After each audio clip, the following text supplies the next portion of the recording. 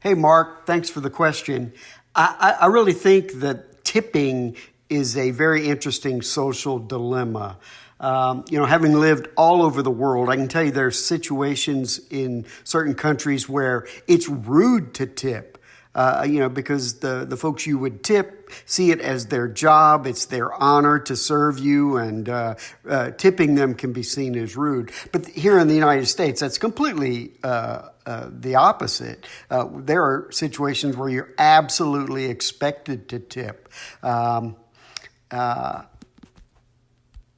I think, I approach it, I think my approach rather has been different now that we're coming out of, this COVID situation. I think I was a pretty good tipper before, but now I know that there are people who have been out of a job and now just returning to the workplace. And, I've been very fortunate during the COVID outbreak that, I think I'm a more generous tipper, especially in situations, like in a restaurant.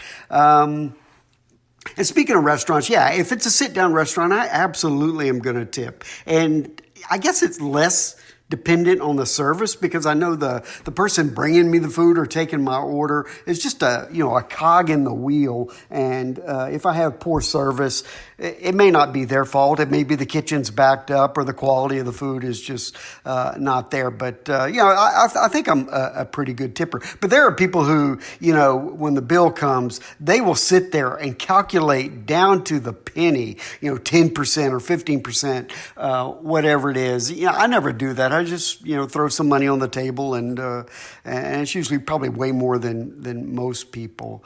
I think tipping in general, you don't want to be someone who's looked at as a poor tipper or someone who doesn't tip, especially in a place that you frequent.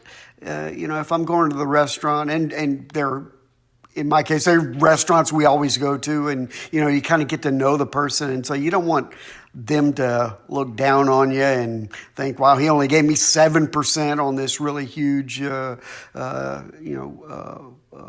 work that I did to bring him food and take his order and bring him water and bread and all that. So, it's definitely a cultural thing. I've been around people who just absolutely refuse to tip, even in, the most formal of situations. And I feel embarrassed that they didn't tip. And so as we walk away, I'll throw money on the table just because I don't want to be associated with someone who's a bad tipper. Anyway, hope this helps. Good luck. Sorry, just one more point, Mark. In the United States, there are two structures of wages in a restaurant.